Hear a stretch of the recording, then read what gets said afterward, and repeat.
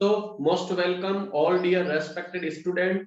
और आज की क्लास के अंदर अपन बात करने जा रहे हैं, पढ़ने जा रहे हैं, डिस्कशन करने जा रहे हैं कोई भी कंपाउंड, कोई भी मॉलिक्यूल, उसकी स्ट्रक्चर कैसे होती है।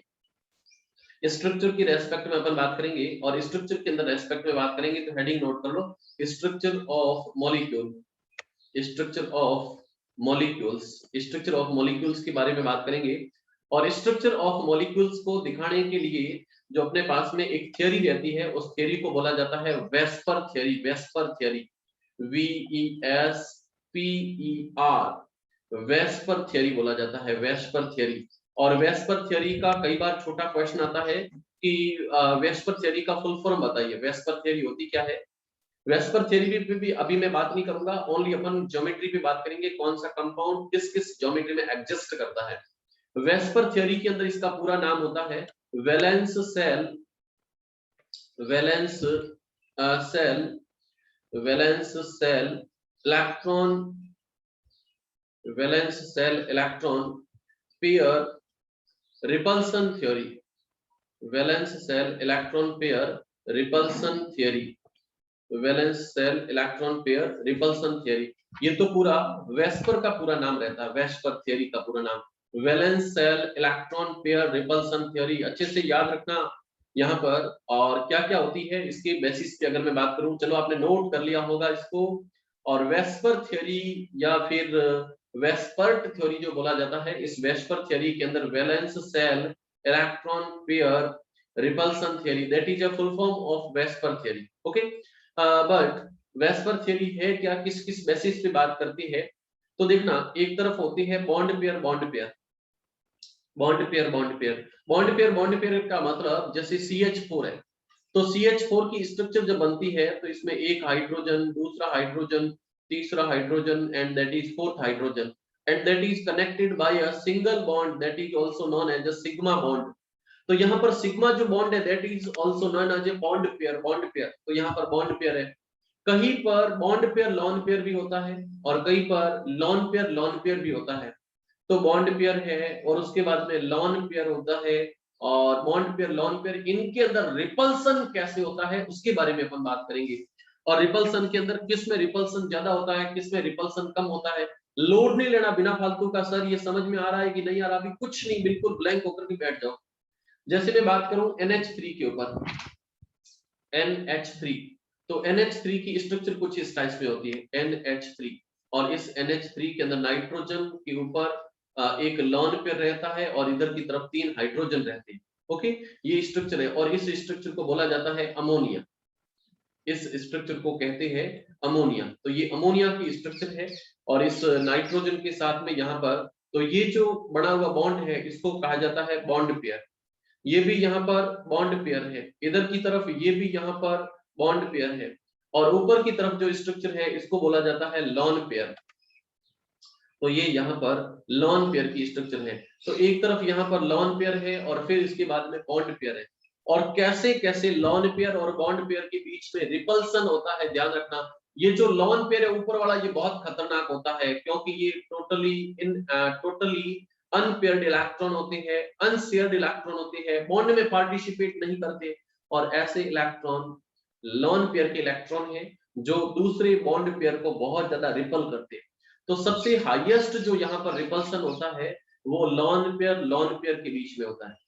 लॉन पेयर के रिपल्सन बीच में बहुत हाईएस्ट रिपल्सन होता है।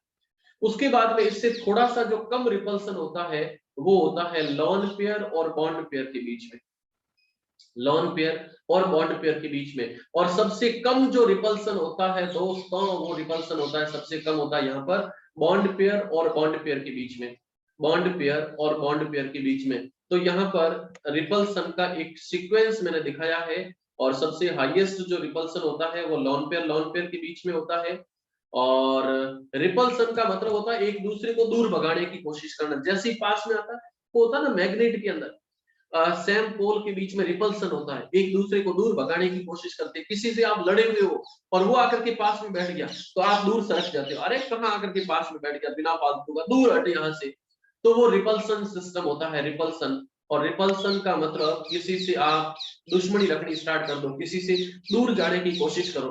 तो यहाँ पे ये जो लॉन पेयर है, ये लॉन पेयर इस बॉन्ड पेयर को दूर धकेलता है, इसको रिपेल करता है।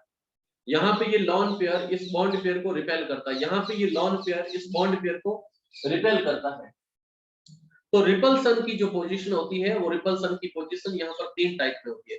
लॉन पेयर के बीच में बहुत हाईएस्ट होती है, फिर इससे थोड़ी सी कम होती है लॉन पेयर बॉन्ड पेयर में, और उससे भी कम होती है बॉन्ड पेयर के बीच में। ये तो एक सीक्वेंस मैंने दिखाया है, और अब इसकी मैं स्ट्रक्चर दिखाने वाला हूँ, कैसे कैसे कौन कौन सी स्ट्रक्चर इसमें एग्जिस्ट करती है।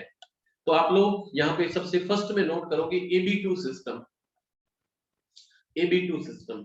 और इस AB2 सिस्टम के अंदर इलेक्ट्रॉन्स जो रहेंगे उनकी स्ट्रक्चर कैसी होगी, और कोई भी सिस्टम है तो उसकी ज्योमेट्री कैसी होगी, उसमें बॉन्ड एंगल कितना होगा, ये सारी चीजें मैं दिखाने वाला हूं।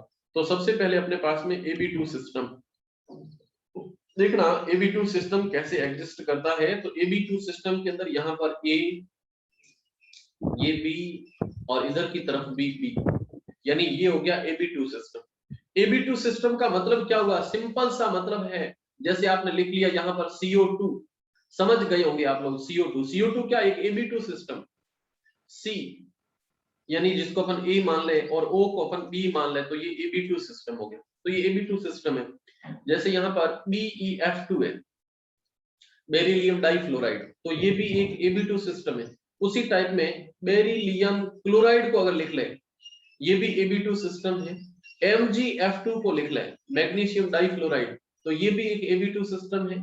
उसी टाइप में अगर MgCl2 लिख लिया, मैग्नीशियम डाइक्लोराइड, तो ये भी एक AB2 सिस्टम है। उसी टाइप में अगर यहाँ पर लिख लिया आप लोगों ने मर्क्यूरी डाइक्लोराइड, तो ये भी AB2 सिस्टम है। और आपने लिख लिया यहाँ पर N2O, ये भी एक AB2 सिस्टम है। और AB2 सिस्टम की जो ज्योमेट्री होती है, वो ज्योमेट्री आप यहाँ पर अच्छे से देख रहे हो, और ये ज्योमेट्री हमेशा एक लीनियर फॉर्म के अंदर होती है, बिल्कुल यहाँ पर स्ट्रेट ज्योमेट्री बनती है। तो इस ज्योमेट्री को लिखा जाता है लीनियर ज्योमेट्री। और यहाँ पर जो बॉन्ड एंगल है दोस्तों, ये बॉन्ड एंगल हमेशा 180 डिग्री का होता है, 180 डिग्री का होता है बीच में बॉन्ड एंगल। देखिए मैंने कितनी चीजें यहाँ पर नोट करवाई। एक तो यहाँ पर बॉन्ड एंगल, ज्योमेट्री का नाम, और सारी की सारी एंगल, और कौन से सिस्टम की अपन बात कर रहे हैं। तो यहाँ पर सिस्टम का नाम हो जाएगा AB2। एग्जाम्पल की बात करें तो एग्जाम्पल के अंदर यहाँ पर CO2 का स्ट्रक्चर यहाँ पे हो जाएगा। CO2 के बाद में अगर देखें तो CO2 की स्ट्रक्चर सबसे पहले, और CO2 के बाद में यहाँ पर BeF2 की स्ट्रक्चर है, BeCl2 की स्ट्रक्चर है, MgF2 की स्ट्रक्चर है, उसके बाद में MgCl2 की स्ट्रक्चर है, HgCl2 की स्ट्रक्चर है, N2O की स्ट्रक्चर है। ये सारे के सारे स्ट्रक्चर यहाँ पर AB2 सिस्टम है। ज्योमेट्री देखी जाए तो लीनियर ज्योमेट्री होती है, और इसके अंदर अगर बॉन्ड एंगल देखा जाए तो ये 180 डिग्री के अंदर एग्जिस्ट करता है। किसी को अब दिक्कत नहीं होनी चाहिए, सिस्टम के अंदर बात कर रहे थे और ये AB2 सिस्टम है। नोट कर लो इसको, systematic system, bond angle, geometry और एग्जाम्पल। नोट हो चुका होगा। सिस्टम, सिस्टम के बाद में ज्योमेट्री, ज्योमेट्री के बाद में बॉन्ड एंगल, और फिर लास्ट में यहाँ पर एग्जाम्पल। चलो हो गया नोट, और मैं अगली स्लाइड के ऊपर जा रहा हूँ, और अगली स्लाइड में मैं नोट करवाने वाला हूँ AB3 सिस्टम। AB3 सिस्टम कैसे कैसे एग्जिस्ट करता है। तो नेक्स्ट आप नोट कर लो, एक तरफ यहाँ पर सिस्टम का नेम, फर्स्ट में तो यहाँ पर सिस्टम का नेम, एक नंबर पे सिस्टम, कौन से सिस्टम पे बात कर रहे हो, और सिस्टम के बाद में यहाँ पर ज्योमेट्री का नाम, ज्योमेट्री, ज्योमेट्री के बाद में बॉन्ड एंगल, बॉन्ड एंगल, और बॉन्ड एंगल के बाद में फोर्थ नंबर पे यहाँ पर लिखने वाले हैं अपन एग्जाम्पल्स के बारे में, एग्जाम्पल्स। ओके, तो एक एक चीज को अपन नोट करते हैं, और एक एक चीज के अंदर अब अपन सिस्टम पे बात करेंगे, that is AB3 system. AB3 system को कैसे अपन नोट करें, तो AB3 सिस्टम कुछ इस टाइप से रहेगा, AB3 सिस्टम। ओके बच्चे, तो यहाँ पर AB3 सिस्टम को देखें, तो AB3 सिस्टम के अंदर जो ज्योमेट्री रहने वाली है वो यहाँ पर रहेगा A, फिर यहाँ पर B3 सिस्टम, ये हो गया AB3। और AB3 के अंदर यहाँ पर ये B, ये भी यहाँ पर B, और ये भी यहाँ पर B, ये जो टोटल B जुड़े हैं, इन B को अपन कहते हैं पेरिफेरल एटम। ये यहाँ पर जो एटम साइड में जाकर के जुड़े हैं, इसको लिखा जाता है पेरिफेरल एटम। पेरिफेरल क्यों कहते हैं आप समझ चुके होंगे ना। पेरिफेरल एटम है। और जो बीच में बैठा है ससुरा, यहाँ पे जो ए बैठा है, इसको लिखा जाता है central atom, that is central atom. तो एक यहाँ पर सेंट्रल एटम है और बाकी यहाँ पर पेरिफेरल एटम में 3 है, सेंट्रल एटम में केवल एक ही है। बॉन्ड एंगल कितना होगा, आपने देखा होगा सर ये स्ट्रक्चर तो बिल्कुल छत पंखे की तरह होती है। और जब इसके अंदर बॉन्ड एंगल देखते हैं तो यहाँ पर बॉन्ड एंगल को अपन नोट करें तो ये बॉन्ड एंगल यहाँ से यहाँ तक हो जाएगा 120 degree, right, that is also 120 degree and that is also 120 degree. तो यहाँ पर बॉन्ड एंगल 120 120 120 रहने वाले हैं।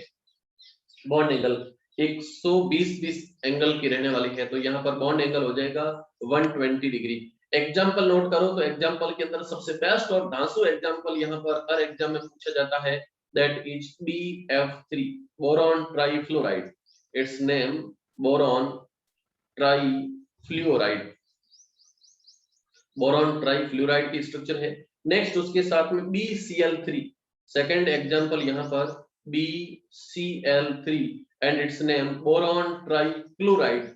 And now so next example will be AlCl3, AlCl3, that is aluminium trichloride, that is aluminium trichloride, aluminium trichloride, तो ये structure हो जाएगी। And now so fourth example is AlF3, aluminium trifluoride। Okay, तो ये सारे एग्जांपल यहाँ पर note हो चुके हैं और आपने अच्छे से देख लिए होंगे। और इस लास्ट वाले का नेम हो जाएगा aluminium trifluoride, aluminium trifluoride, aluminium trifluoride, ये इसकी स्ट्रक्चर है और इस स्ट्रक्चर का नेम है। किसी को कोई दिक्कत नहीं इसके अंदर, नोट कर लिया होगा आपने। तो ये AB3 सिस्टम था, ABC सिस्टम के ऊपर अपन बात कर रहे थे, AB3 सिस्टम, और सभी ने यहाँ पर नोट कर लिया होगा। ये AB3 सिस्टम हो गया note, AB3 system, yes sir हो गया। और बॉन्ड एंगल देखा जाए तो ये 120 डिग्री होता है, 120 डिग्री का यहाँ पर बॉन्ड एंगल रहता है। एग्जाम्पल के अंदर काफी सारी चीजें मैंने नोट करवाई है। BF3 की स्ट्रक्चर है, BF3 के बाद में यहाँ पर देखना तो AlCl3 है, BCl3 है, ये काफी सारी स्ट्रक्चर यहाँ पर एग्जिस्ट करती है, AlCl3 ये सारी स्ट्रक्चर इसमें नोट रहेगी। चलिए नेक्स्ट अपन बात करने वाले हैं इसके अंदर AB3 सिस्टम के बाद में AB4 सिस्टम के ऊपर। तो नेक्स्ट आप हेडिंग नोट करो, सिस्टम, और सिस्टम का नेम अपने पास में रहेगा AB4 system, that is AB4 system. तो सबसे पहले यहाँ पर रहेगा AB4 सिस्टम। AB4 सिस्टम के बाद में इसकी अगर अपन ज्योमेट्री देखें, AB4 सिस्टम की ज्योमेट्री बड़ी कॉम्प्लेक्स होती है, कॉम्प्लेक्स और इकाई की कॉम्प्लेक्स, बिल्कुल सिंपल ज्योमेट्री होती है। और सिंपल ज्योमेट्री को अगर देखने की कोशिश करें तो सिंपल ज्योमेट्री कुछ इस टाइप में रहेगी, जिसके अंदर सेंटर में रहेगा A और फिर उसके बाद में रहेगा यहाँ पर B, ये यहाँ पर B, फिर इसमें ऊपर की तरफ भी रहेगा यहाँ पर B। अब देखना, एक यहाँ पर जो B है वो बिलो द प्लेन है, प्लेन के पीछे की तरफ है, बिलो द प्लेन स्ट्रक्चर यहाँ पे जाने वाली है, बिलो द प्लेन, ये यहाँ पर B की स्ट्रक्चर। और एक यहाँ पर ऑन द प्लेन रहने वाली है स्ट्रक्चर, ऑन द प्लेन, तो एक स्ट्रक्चर यहाँ पर ऑन द प्लेन रहने वाली है, ऑन द प्लेन स्ट्रक्चर। एक तो B अभी जो मैंने बनाया है ये अपनी तरफ है, और एक ये जो बनाया है बिलो द प्लेन है। और इनके बीच में जब बॉन्डिंग होती है तो बॉन्डिंग को इस टाइप में ड्रॉ कर देता हूँ, ये बोरॉन बोरॉन मतलब B भी आपस में जुड़ जाएंगे, ये भी स्ट्रक्चर आपस में जुड़ जाएगी, ये स्ट्रक्चर आपस में जुड़ जाएगी, ये स्ट्रक्चर ऐसे जुड़ जाएगी, और ये स्ट्रक्चर वापस इधर जुड़ जाएगी, और ये स्ट्रक्चर वापस इधर जाकर के जुड़ जाएगी, ये स्ट्रक्चर इधर जाकर के जुड़ जाएगी। और अभी जो स्ट्रक्चर बनी है इस स्ट्रक्चर को बोला जाता है टेट्राहेड्रल स्ट्रक्चर, बहुत ही गजब की स्ट्रक्चर है, और इस स्ट्रक्चर को बोलते हैं अपन टेट्राहेड्रल स्ट्रक्चर। तो नोट करना, इस ज्योमेट्री का नाम है टेट्राहेड्रल ज्योमेट्री, टेट्राहेड्रल ज्योमेट्री, ये टेट्राहेड्रल ज्योमेट्री है, टेट्राहेड्रल ज्योमेट्री है, टेट्राहेड्रल ज्योमेट्री के अंदर एग्जिस्ट करता है। और ध्यान रखना ये जो टेट्राहेड्रल ज्योमेट्री है इसमें बॉन्ड एंगल की जो वैल्यू रहने वाली है दैट इज 109 डिग्री 28 मिनट रहने वाली है। 109 डिग्री 28 मिनट का यहाँ पर बॉन्ड एंगल होता है 109 डिग्री 28 मिनट। और इसमें कौन कौन सी एग्जांपल रहने वाली है उसको भी मैं दिखा देता हूँ एग्जांपल्स। तो एग्जांपल्स कौन कौन से रहने वाले हैं देखना। एग्जांपल्स के अंदर बात करूं तो सबसे फर्स्ट एग्जांपल होता है यहाँ पर CH4 that is methane. CH4 बोलो या फिर इसको मीथेन लिखा जाता है।